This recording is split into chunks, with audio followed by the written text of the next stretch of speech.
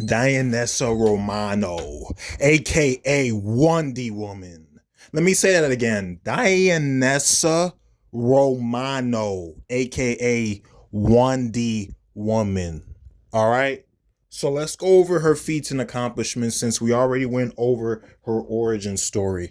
Now, let's start with the basics, okay?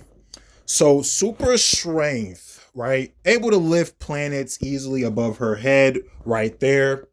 Was able to at one time lift the universe, which is once again absurd if you're looking at it from a regular universe standpoint, but it's even more absurd and ludicrous when you know how the universes in Chanosa function, right? Each universe is infinite and endless. Time itself is infinite and endless, right? So already off the bat, anywhere from planetary all the way to infinite strength as far as lifting strength. Now let's get into other strength feats, okay? She was able to go toe to toe with Hambos. Now, you know, Hambos, he's already destroyed multiple universes in his wake. Now, of course, he was grieving after the loss of his daughter. I get that. But that still doesn't make it okay. But the fact that she's able to match him physically after either physically dismantling the universe or siphoning off its energy, or he can shoot his energy blast. She fought the Chronotor, who at that time had destroyed multiple universes as well. At this specific point, he had destroyed 100 universes, and it was up to her, along with the others, to stop him. You know what I mean? She was able to maneuver around his blasts. We know how fast she can get, dodging blasts from his gauntlets or his wrists, flying in the air, flying into space, right? We're going to get into her speed feats in a minute. But also her durability. This was the same Hambos that was able to harm Celestials. These Celestials casually tear holes in universes. So you know what I mean? Just by a simple hand wave or a flicker, and they were able to tell their holes in the universe. You know what I mean? Through space time itself. Okay. So already she's like consistently multi-universal level off that alone. You feel me? As far as like strength, and durability. Like I said, she's really durable. May not, you know what I mean? May not have reality warping or matter manipulation or plot manipulation, but does she need it? I mean, look at this. You know what I mean? Not to disgrace the characters who have those abilities, right? Up next, she was able to fly from the A1 universe all the way back to Earth. So to put that into perspective, right? Let me break this down.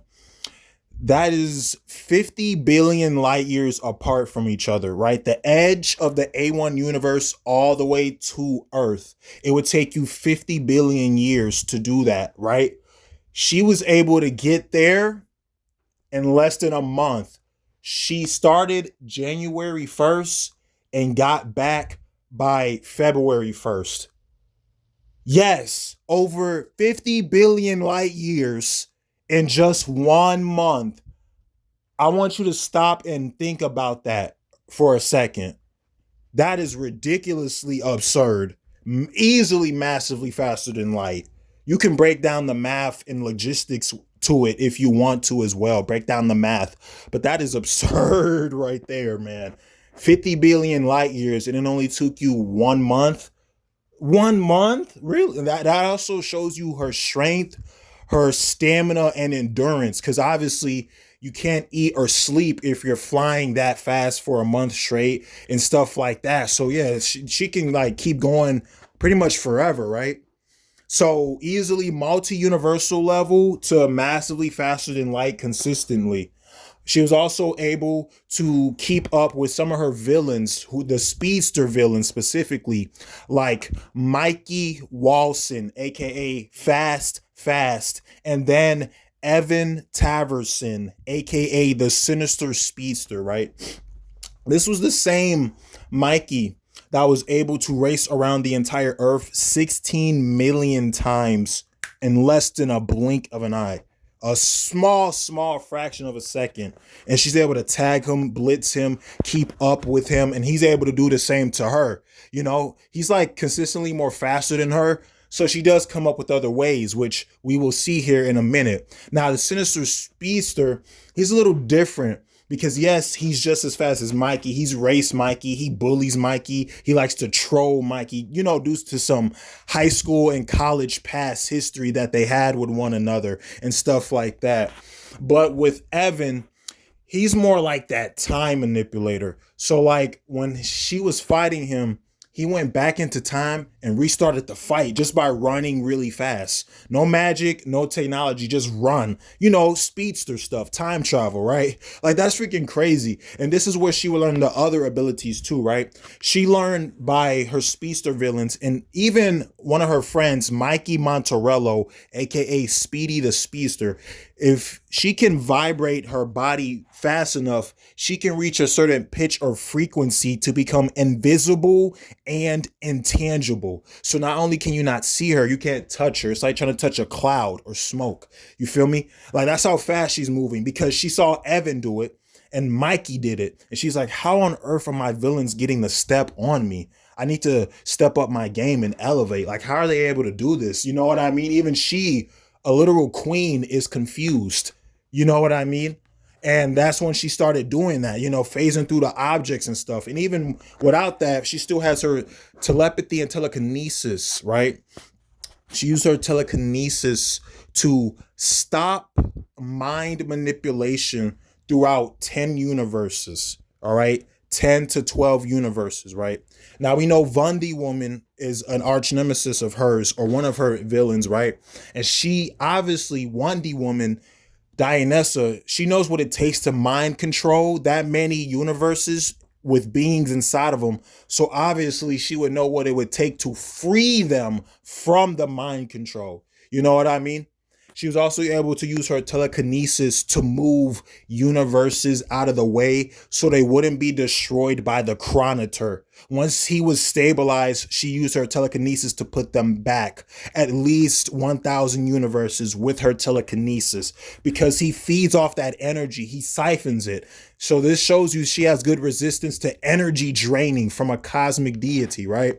And these are just some of her characters. These aren't even all of her villains. You feel me? But this goes to show you the scale level that she has. You know what I mean? Now, let's get into her laser beams. We already did the super strength. We did the durability. We did the super speed. There's going to be an outlier video for the strength and the speed, but let's just focus on this. So we did the speed, the strength, the durability, and the stamina, right? You know what I mean?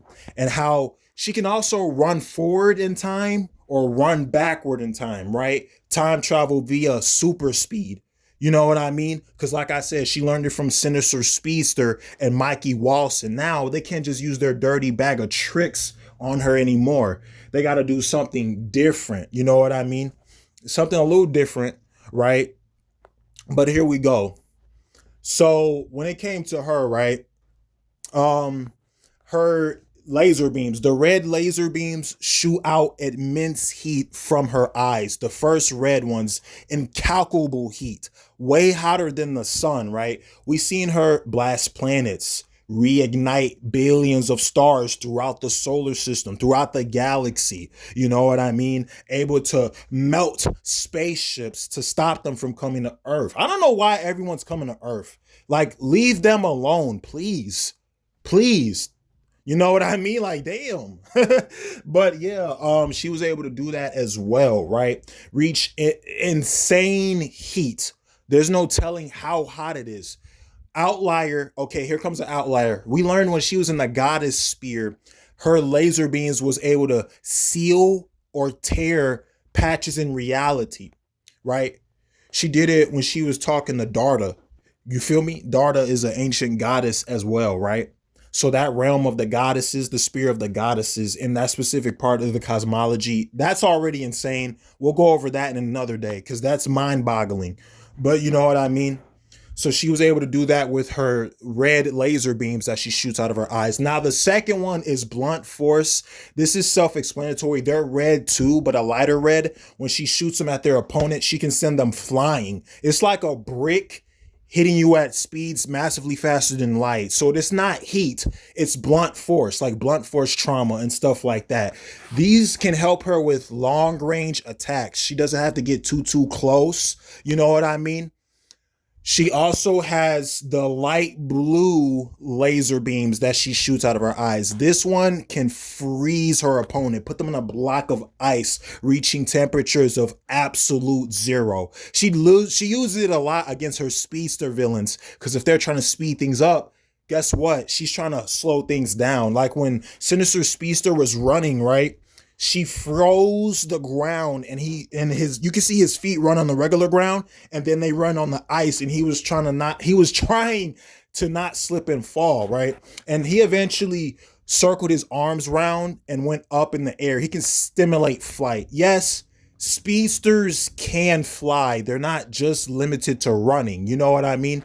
But she was able to do that as well. Now we got the dark blue spiritual lasers she shoots out of her eyes. These bypass physical durability and hit you on a spiritual level, your spirit and your soul. They can resurrect the soul, or they can taint the soul, or completely erase like demons out of the soul, like an exorcism. You know what I mean? So this is good. So like I said, this is good against spiritual deities, supernatural deities and stuff like that, things of that nature. When she fires those dark blue spiritual lasers out of her eyes, you know what I mean? She did it to ghosts, demons, and ghouls. She has certain supernatural deities in her rogues gallery, like Venso and Carcass, who we will get into later. Venso has all kinds of supernatural hacks, though, so be on the lookout for that. All right. This was the same Venso that was able to consume the multiverse at his peak, full power, the infinite universes. And she had to fire those dark blue spiritual lasers to free those beings throughout all those universes, right? You know what I mean?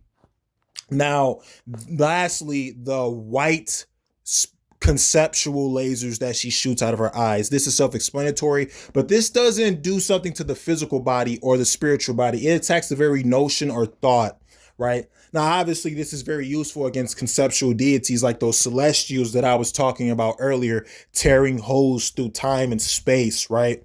Or when she went up against this elder god who went past the gate. The gate is a literal gateway outside of the very concept of geometrical dimensions. And she fired those conceptual lasers at him, right? Right, what I mean? Basham. And Basham could not come back because of what she did. He needed permission from a higher power to come back out. That is... That's crazy, but that goes to show you the power level that she has when she's actually trying, not being, passive. You know what I mean? Because she's a sweetheart at heart, but she will use it if she needs to. Don't get it twisted or mistaken. You know what I mean? So like I said, she also has the white lasso. Yes, the lasso of reality. It makes you see reality. It doesn't compel you to talk or tell the truth like the lasso of truth. There's a difference to it. It has mystical ties to it. And then there's the sword, right? The red and blue sword. She calls it the sword of Romano because, hey, that's her father. And he fought with a sword during his time in the King and Queen tournament. And it's red and blue, just like her costume. Red, blue, white, and gold. You see what I mean? And then she has the shield, right? Now, the shield, that beautiful golden and white shield that she uses, because, she grew up in the Godowado city, literally not too far from the Kingo Island, less than 1 minute away. You know what I mean? So it helps because the Kingo Island in the Godowado city is in between Miami, Florida, and the Bahamas. So that's pretty sweet. A sweet destination vacation spot right there, right? So she's got the lasso of reality, the sword of Romano, and then the Godowado shield. You feel me? So, and her tiara on her forehead. We can't forget that as well. She names it after her mother, Vanessa. So she's literally throwing her mom, not literally throwing her mom at her opponent, but you get what I'm saying. She throws it and it comes right back. She puts it on the head, right?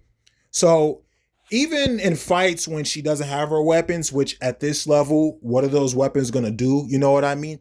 She has her other powers and ability as well. You'll see all the powers and abilities on the screen and stuff like that. She uses her heat vision, her x-ray vision to scan walls, scan cars and bodies, right? She can hear heartbeats, right? Super hearing. She can hear heartbeats from billions of miles away. You know what I mean? She can smell them too from afar, really far. You know what I mean? Like anywhere on Earth. So if she's tracking down a villain, that villain can't necessarily hide or escape. You know, due to the x-ray vision, the super hearing, the super seeing, right? She can sense natural disasters like tornadoes or earthquakes before they happen because of her x-ray vision. She can look up at the clouds and break them down in a microscopic level. She can see the entire like the radiation level, gamma, theta, delta, all the way down, right? Like gamma radiation and stuff. So she can see like the entire spectrum.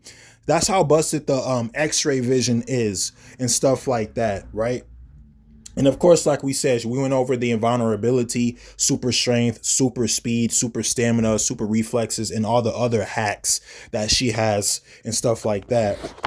But always remember, the main reason why she fights is for her family, her city, the country, and most importantly, love. Because love conquers all. And that, my friends, is Dianessa Romano, aka Wondy Woman. Much respect and love.